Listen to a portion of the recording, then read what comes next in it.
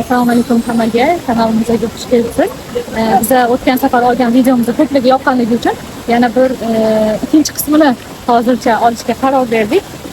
Yana Turkiya haqida ba'zi bir ma'lumotlarni yoki fikrlarimizni gaplashamiz. Asosan fikr bo'ladi. Da. Yaxshimisiz? Assalomu alaykum hammaga, yaxshimisizlar? Fikr deganda bizning videomizga kelgan kommentariyalardan bittasi sizlar o'zingizlar alohida turasizlar, ya'ni biz qaynonamizdan alohida turamiz degandik biz o'g'illarimiz degan videoda va o'shaning uchun sizlarda problema yo'q, keyin alohida turishni agitировать qilasizlarmi endi bir balola yozishgan edi.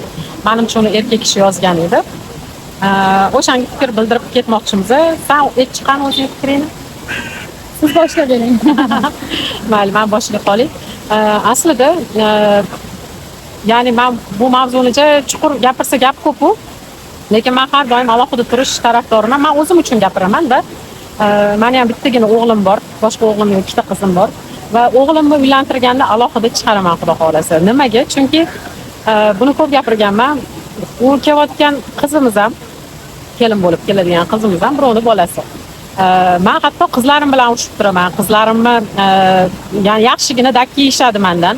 Urushaman, vaqt kelsa qattiq qo'llik ham qilaman va ona bilan qiz o'rtasida bo'ladigan tabiiy holat bu.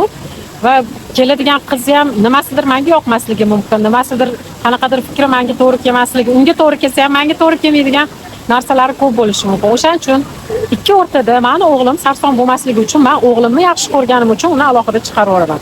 Chunki arosatda qolgandan keyin diniy ham, dunyoviy tomondan ham o'ylab bola stressga kirib, ishiga borganda huzuri bo'lmaydi, uyga kelganda huzuri bo'lmaydi. O'tda men balki chaynarman. Xonasiga kirgandan keyin xotini chaynar. Xullas, shu narsalarni ko'zga olgan holda men xudo xolasa bitta bo'lsa ham o'g'limni alohida chiqaraman.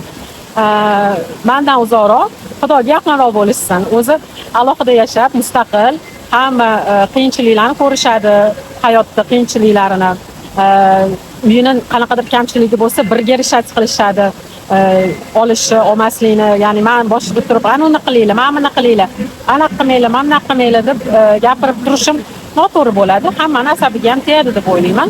Menga ham ya'ni shunaqa qilishsa asabimga teggan bo'lardi. O'shaning uchun agitировать qilayotganimizda yo'q, bor yo'q o'z fikrimizni bildirmoqmiz. Alohida turganni foydasi bo'lsa borki, zarari yo'q. Ya'ni qanchadan qancha oilalar saqlanib qolish ehtimoli bor agar alohida tursa. Ya'ni hozirgi yosh qaynonalar asosan Xudoga shukr, bizani hozir yoshdagi qaynonalar, men ham o'sha 40 dan oshdim va o'rtoqlarimni ko'pi qizini uzatib, hattoki o'g'illarini uylantirishdi va ko'pi alohida chiqardi. Katta hovli bo'lsa O'zbekistonda bitta hovlida, lekin alohida bino qilib chiqarishdi. No, shunda ham men alohida yashashni, tamoman alohida yashashni tarafdoriman, chunki ular bitta mustaqil respublika bo'lishadi. O'zini qonun qoidalari bo'ladigan, o'zini qurollari, qo'rin qoidada o'sha kitobga yozilmagan qoidalari bo'ladi. O'shani o'zligi boshligidan qo'yib, boshidan o'zligi o'shanga moslashib kelaverishadi. Meni qurollarim ostida yashashmaydi yoki qaynotasini qurollarini ostida yashashmaydi. Ikkinchi mavzu, qaynota, kelin qaynotani oldida bemalol yura olmaydi. Qaynota kelinning oldida bemalol yura olmaydi. Esimga tushdi, yana bittasi yozuvdi. Siz ham kommentariyada конечно o'qidim. Biz aka-ukamiz va buni nimasi yomon deb yozibdi. U Janvar, kelin senga nomahram, seni xotining ukangga nomahram yoki akasiga nomahram. Ya'ni bunaqa vaziyatda men anaqa tarafdor emasman deb, xullas, ozgina uzunroq bo'ldi fikrim. Sen davom et chiqqaning? Men to'g'risi, birinchi turmushga chiqqan paytlarimda bu narsa menga ham g'alati tuyulardi. Va ko'pincha so'rardim, qaynonalardan ham alohida so'rardim, qo'shnilardan, dugonalarimdan, nimaga alohida yashaysizlar deganimda, meni hayron qoldirgan narsa, asosan qaynonalar qarshi chiqishgan, meni uyim, meni territoriyam, meni qoidalarim, kimdir kelib bu narsani o'zgartirishiga, meni nima deydi, udobstvolarimni, qulayliklarimni, butun o'zimni yillar davomida nima qilgan narsalarimni kimdir kelib o'zgartirishini xohlamayman deydi-da. Va turmush o'rtoqlaridan ham ko'pincha so'rayman. O'zimning dugonalarimdan ham turmush o'rtoqlaridan so'rayman. Hattoki bitta dugonam aytdi. Men endi turmush qurayotgan paytimizda qaynotam o'tib qolganlari uchun turmush o'rtog'imga taklif qilganman. Qolaysanmi? Oyim bilan birga yasha qolaylik. Yolg'izlanib qoldi. Mana to'ylariga 1 oy qolganda o'tib qolganda, yolg'izlanib qolmasin, ozgina bo'lsa ham yashab ko'raylik deganida turmush o'rtog'ini o'zi ko'nmagan. Deganki, sizlarning oranglardagi bo'lgan hurmat, sevgi buzilishini xohlamayman. Shu hurmat har doim davom etishi uchun hammani alohida yashash tarafdoriman va oyimni qanchalik yaxshi ko'rsang, shunchalik uzoqroqda yashashimiz kerak deb aytgan. Uzoq bo'lgan sari mehr ko'proq sog'inib kelishadi. Mana shu hurmatni, bir-biringizga bo'lgan ishonchi, bir-biringizga bo'lgan hurmatinglarni umuman yo'qolishini xohlamayman deb aytgan. Boya siz aytgan narsada aytdingiz, ayoli kelib o'g'limni gijgijlashi mumkin, men kelib gijgijlashim mumkin. Bu narsa meni ham boshimga kelgan. Birinchi turmushga chiqqan paytimizda ozgina tushunmovchiliklar, urf-odatlarni bilmaslik. O'zi bitta turmushi, birinchi turmushi boshida. Nima dedim? Birinchi turmushga chiqqan paytimda boshqacha tushunilishi mumkin.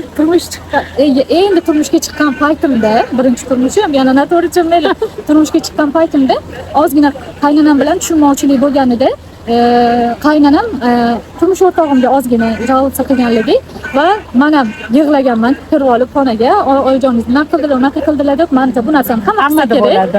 Menda ham bo'lgan. Va turmush o'rtog'im menga aytganlar, yuziga gapirolmaydigan hech qaysi gapingni menga xonada gapirishini xohlamayman deganlar va xuddi shu gapni qaynonamga ham aytganlar, o'zinglar yuzma-yuz kelishib olinglar degan. Agar hozir men sen bilan alohida dardlashib, u bilan alohida dardlashsam, bu mavzu umuman uzayib ketadi degan. Menimcha sizlar yuzma-yuz gaplashib olsanglar, hech qanaqa muammo qolmaydi va har doim nima muammo bo'lsa, hattoki nimadir yoqmasa, gaplashib olishinglar tarafdoriman. Gaplashganinglarda baribir ham hurmat qilib bir-biringlarni gaplashganinglarda mavzu uzamaydi deb o'ylayman deb aytganlar. Va menimcha men ham har doim, men ham bitta o'g'lim bor, men ham alohida yashash tarafdoriman. O'zini nima udobstvalari bo'lishini xohlayman. O'zini boya aytganingizdek bemalol mustaqil ravishda fikrlashini, mustaqil ravishda o'zini uyida bemalol bo'lmasa, boshqa qayerda bemalol bo'ladi-da. O'zini uyida bemalol nima yegisi kelsa yesin, nima kiygisi kelsa kiysin, bemalol svobodno bo'lib yurish tarafdoriman. Yana men fikrimni davomini aytib qo'ying. Dinimizda ham meni balki tashlab yuborishar, toshbo'roq bo'lib ketar. Dinimizda ham kelin qaynonaga yoki qaynotaga xizmat qilsin degan joyi yo'q. Dinimizda xotinlar erini rozi qilsin degan joy bor. Erini rozi qilsin degan joyini ushlab olib, erlar yo'q xizmat qilasan deb majburlash ham dinimizga to'g'ri kelmaydi. Shuni bilib qo'yinglar. O'shaning uchun din juda ham nozik masala va har doim ayollar tarafini olgan. Dinimizdagi hech qaysi dunyoning qonun qoidasi dinimizdagi ayollarning tarafini olmagan. Qur'onni o'qiganlar va dindan xabar bo'lganlar, hadislarni o'qiganlar bundan mustasno emas, ya'ni bilishsa kerak, bu haqda ma'lumotga ega bo'lishsa kerak va shuning uchun ham erkaklar ham adolatli bo'lishini xohlayman. Men hattoki Yusufga ko'p aytaman, Yusuf, bordi-yu sen uylanganingda xotining haqli bo'lib, men nohaq bo'lganimda menga shartta yuzimga nohaqligimni aytgin. Meni deb xotiningni xafa qilib, men nohaq bo'lsam ham, chunki xatosiz qul bo'lmaydi. Nohaq bo'lsam ham na prinsip haqda men deb turishi mumkin. Shayton, chunki shayton hamma joyda bor va o'zining rolini juda ham yaxshi bajaradi insonlarning ustida-da. O'shaning uchun shunaqa momentlarda обязательно aqlini ishlat va butun olgan ilmlaring, bilimlaringni o'rtaga qo'yib, ishga solib, men nohaq bo'lsam yuzimga nohaqligimni ayt deyman. Va mabodo qiz katta qilayotgan bo'lsanglar, haq, nohaq, erkak katta qilayotgan bo'lsanglar, o'g'il bola katta qilayotgan bo'lsanglar, adolat, haq, nohaqlik nimaligini yaxshilab tushuntirib o'tib ketinglar. Menga mana bunaqa o'rgatishgan emas. Haqiqatdan mana bunaqa gapirishing yoki mana bunaqa qilishing to'g'ri bo'ladi yoki mana bunaqa qilishing noto'g'ri bo'ladi deb misollar keltirib yoki amalda ko'rsatib nimalardir qilishinglar mumkin. Hammamiz dunyoga birinchi marta kelishimiz va hammamiz bu tajribalarni birinchi marta olishimiz bo'ladi. O'shaning uchun hech kimning tajribasi yo'q, hamma xato qilishi mumkin va xato qilish ehtimolimiz har doim 100%. O'shaning uchun agar mabodo kelininglar bor bo'lib turib, nimalardandir kelisha olmay qolsanglar, qo'linglarni yuragingizga qo'yinglar, vijdoningizga qo'yinglar-da, kechqurun bemalol uxlayman, bo'ldi, men haq edim deyorsanglar, o'sha qilayotgan narsalarni qilinglar. Bo'lmasam vijdon baribir uxlatmaydi sizlarni, umr bo'yi vijdoninglar rohatsiz bo'lib keladi. Birovni bolasi, kelinlar uchun aytaman, kelinlar ham birovni bolasi, birov ya'ni quda taraf uni ko'z qorachig'idek asrab katta qilgan va unga yaxshi qarash bu sizlarning burchinglar. va uni nohaq ayblash yoki qanaqadir undan u qilish kerak bo'lmagan vazifalarni talab qilish uni haqqini yeyishga kiradi va Alloh har doim nima bilan kelsang kelgin u yonimga qul haqqi bilan kelmagin deydi. Qul haqqi yeb qo'yishdan Xudoni o'zi asrasin. Cho'zilib ketdi menimcha. E'tibor mani fikr ko'p Ko'p to'g'ri. qaynab chiqaveradi. Просто shu narsani bilinglarki, alohida yashash bu hurmatsizlik emas. Xizmat qilish qilmaslik Alloh kerak o'zimizga degani emas. sog'liq bersin. Alloh har doim hammamizni sog'lom qarish nasib qilsin hammamizga. Albatta muhtoj bo'lgan paytlarda har doim yugurib yuramiz, qo'limizdan kelganicha har doim xizmatlaridamiz. Bu degani umuman xizmatlarini qilmaymiz degani emas. Har doim eng kerakli paytlarda oldilarirdamiz. Qaynonam ham, qaynatam ham. Shu hammanglarga kattakon rahmat.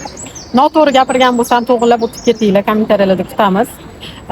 Va bizadan tajribali onaxonlar, opaxonlar bo'lsa yoki tengdoshlarim fikringlarni, mulohazanglarni yozib ketinglar, kutamiz. Allohga omonat bo'ling. Hammaga xayrli va barakali kun tilab qolaman. Allohga omonat bo'ling.